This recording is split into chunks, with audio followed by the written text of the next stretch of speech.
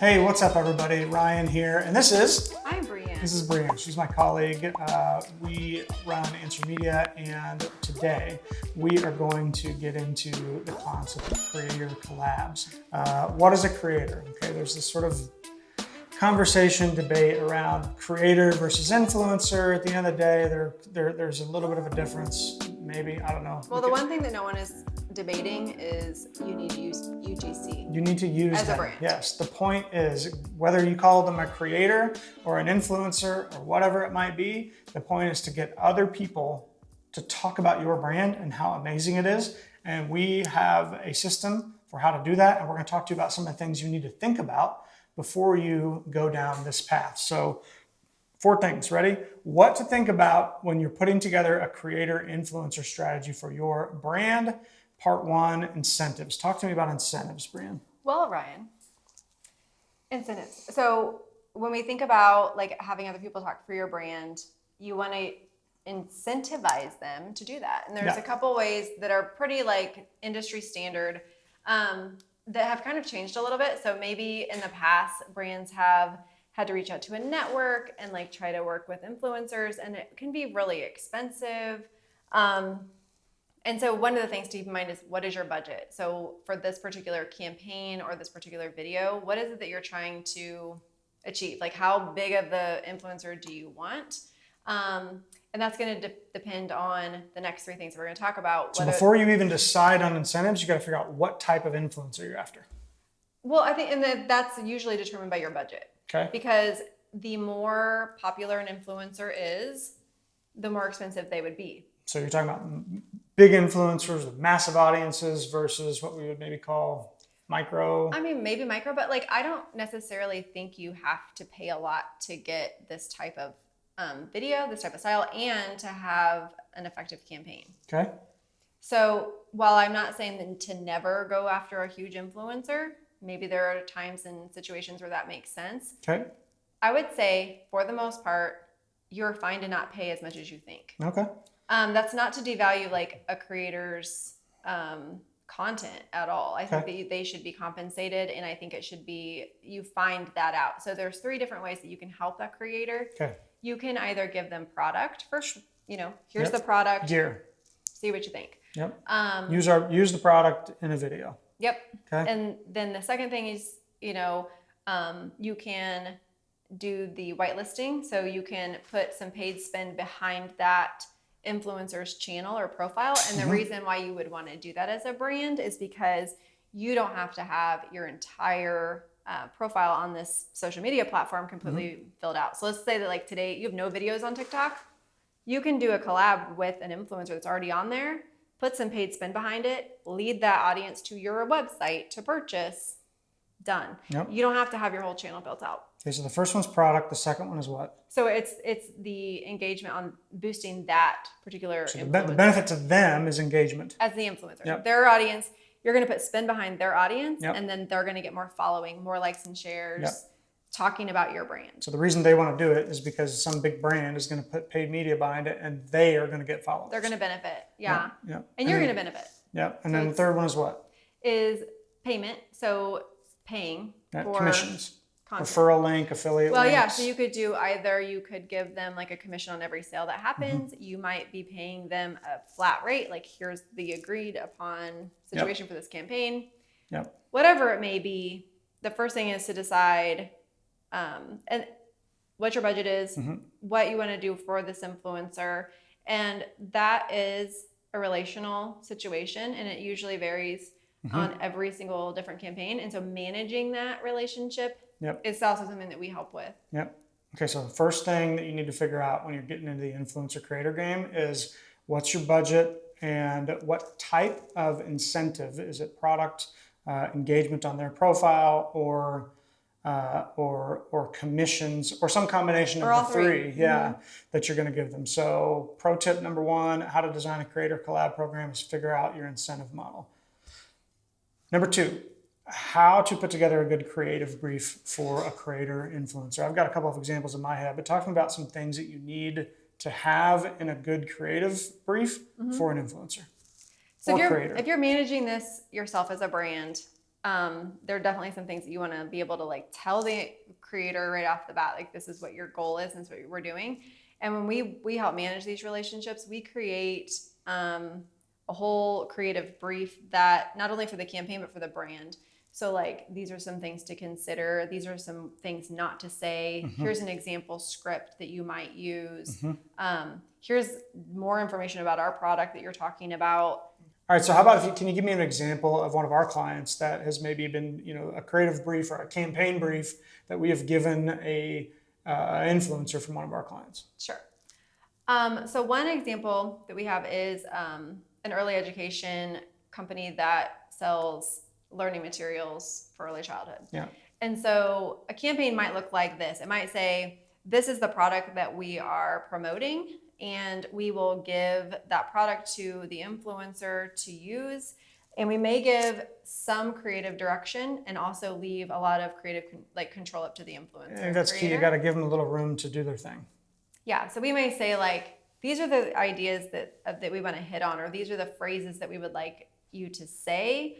Or if you're talking about this particular product, these are some of the attributes of how you would explain that. You're not telling them what their opinion is. You're not telling them, a script to like stay within exactly. We kind of give, generally this is the goal of the campaign. What we want you to do is we would like to see how you use this product in order to educate. So your philosophy, how you use this with your own kids, that kind of thing.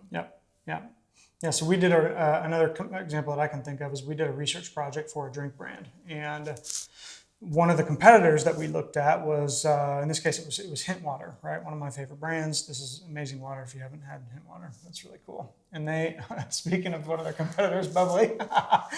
So Hint Not Water, sponsored. if you look at Hint Water's influencer strategy, it's super calculated. So if you look at their TikTok page and Insta, it's very clear that they gave a creative campaign brief to influencers. It looked something like this.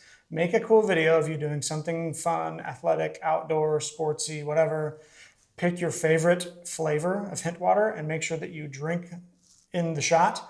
Find a way to incorporate the fruit in the way of some sort of animated, stacked animation, GIF thing, whatever, and use these hashtags, drink, hint water. If you look at their feed, every single video, they're all different, but they all follow that same format. And that's the idea, is that you want to give a little bit of a structure and give it to the influencers so they can kind of do their thing. There's a couple of really cool examples of like a watermelon getting exploded and then it explodes into a bunch of Hint Waters. Like that's the kind of thing where you want to give them just a little amount of structure, but some room to be creative. And sometimes too, like when it comes down to the creative and part of that negotiation process is like you're figuring out whether they're going to give you a raw video that then you take and edit and add things to, and that you have the permission to do those things, or if they're giving you a final this is the ad or this is the final product. That's a great segue into the next point, which is what to do with raw content that you get back from an influencer in this format. So we have worked with a number of brands where the creative brief looks like something like this. Send us some raw content back and then we'll edit it and we'll run it on our profile. We have a couple of examples of that where we'll ask people for testimonials or product demos talking about how they use the product, and they send them back to us and we edit them and then use those as ads. So talk to me about how that process works and what to do in a scenario where you're not using the done video by the creator, but you're editing it and using it after you edit it. Yeah, so that's just part of kind of also that negotiation with the influencer, what you want the final product to look like and how long you want that to have permission to use that. So usually we're going to say, hey, make a video. Here's some parameters. Here's some loose guidelines. Do what you want to do. And then send us that back. And we're going to use that in a variety of different ways, maybe even on a variety of different platforms. And we're going to use it. Maybe we're going to use it in video format. Maybe we're going to use in some other way. But I think that's where it's a pretty easy process. Yeah, and one of the big things that I think They can gets text lost it to is, you. yeah, exactly. Yeah, if you want us to text you the process, we'll text it to you. So put your phone number in the comments. We'll text you our little process intro on how to manage creator collabs. All right, so one of the things that she said that I want to make sure that we don't overlook is the idea of editing the raw content and putting subtitles on. So one of the things that doesn't get done, in this scenario where someone sends you raw content, is that you need to put subtitles on and animated text on. So, but it's a pain to ask the creator to do that. So just have them do the raw content, send it to us. We'll edit the video, put the subtitles on, and then use those as ads. That's number 3 in. Well, and the other advantage to doing that is that because you can use it in different ways. Yeah, for sure. Yep. Then you can flip it out for different formats. It doesn't have to be just for TikTok. So Yeah. the final point in things to think about when you're structuring your creator influencer collab, maybe the most important is how are you going to manage the communication with all these influencers? Okay, you can get super deep into the weeds with I need a CRM and I need to do all this, and like that's great. You don't have to worry about that right now. But what we have figured out is a way to simply manage outreach. Tell me how we do that. Well, one of the other kind of things is like if you've never, let's say you've never talked to an influencer, you've never talked to a creator, you might not know the best way to approach somebody just out of the blue. Yeah. So we have a lot of experience doing that. And then 2, like you're not going to reach every single person that you try. Yeah. So it can take time to build those relationships. So don't get discouraged if you send 2 DMs and nobody replies. Yeah. Like you got to have a template and send 100 of them. But and I would say that like not a template, but like you want to personalize the conversation. True. That's one of the reasons why it is time consuming. Yeah. Because a creator it's a full-time job. It is. I mean, a creator's taking the time to like make this content and build a following, and you want to be able to like recognize their talent. Yeah. And tell them why they would be a good fit for this brand. Good point. Does that make sense? Yep. So it's a little bit more of a relationship building, like a slow start, just like with any relationship. Are we a good fit? Yep. And so maybe starting off with like, let's just try a quick little, a little campaign. And this is a lot like sales, simple. Right? I mean, a lot of this stuff happens in DMs, right? It does. Most of it. A lot of it's behind the scenes. Yeah. DMs. They may or may not be familiar with the brand already. And so a lot of times they're going to want to take some time to like, is this a good fit for me and my following? Yeah.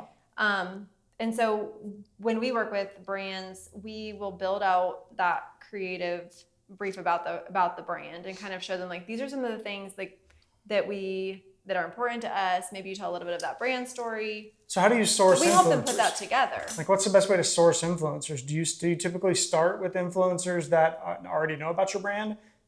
Do you search for hashtags? What's the best way to do that? All of it. All the above. All of the above. I think that like when you think about your goal, what you're trying to do is one, we talked about you want users to be talking about your brand. Yeah. Using your product. What's it like? What's it really like? That's really important right now. Yeah. Where is your audience? Are they talking about like, do they already have a following that maybe are generally talking about the same, let's say it's a woman, like let's say you have a brand that your audience is women 18 to 24. You want to find other influencers that also have that same audience base that trust this person's opinion. And so wherever that person is, that's where you're going to go. Is it better if they're already using the product or a competitor or similar product? I don't think it really matters. I think that like if we a lot of times will also have influencers reach out to the brands and say, oh my gosh, I love your brand. I'd love to work with you. Yep. And that's a bonus. That's good. Those may not always be the best fit. Mm-hmm. It kind of depends. It's going to be, that's where that relationship comes in, is like you're kind of filling each other out. You want to give them as much information as possible so that they can decide, yeah, that's a brand I want to work with. And then same thing, like you want to kind of vet this person. Yeah. Like, are they a good fit? Do they have an audience that is relevant to my brand? You typically start with one small project before you get into a longer term thing with them? I would. Yeah. Yeah. I think it's just like, just like any other relationship. Yep. It won't always be perfect. And then the other thing is like when you find those influencers that you do have a longer term relationship with, they become like advocates for your brand. And so they kind of like move from random influencer one campaign to like an advocate where they're always like, I know that my friend always uses this brand. She's always going to have a code for me to use, or whatever. Yeah, good point. All right, so that was it. How to do creator collabs. There's probably 100 different topics we could get into here. Maybe we'll do a follow-up, but for the time being, 4 things you need to think about before you start to get into the influencer creator collab game. You need to figure out what your incentives are. Is it product, engagement on their profile, or commissions? You got to figure out how to write a simple campaign creative brief to make sure that they know what guidelines to operate in. You need to figure out what you're going to do with the content when you get it back. Are you going to use it in raw format? Or are you going to edit it in some way? And how long do you have permission to use it? How long do you have permission to use it? And are you going to use it on their profile or yours, right? The last one, number 4, is how you're going to structure your outreach. Are you going to use templates? Who's going to do it? Is it going to be DMs? If you're struggling with this process and want to try to navigate the waters of influencer creator collabs, Video Launch has it figured out, and we can help you. So click the link in the bio and we will do a consultation or buy a video from us. $199, we'll do one video for you. We'll take it from there. Tell your friends. Thanks a lot. Appreciate it. Take care.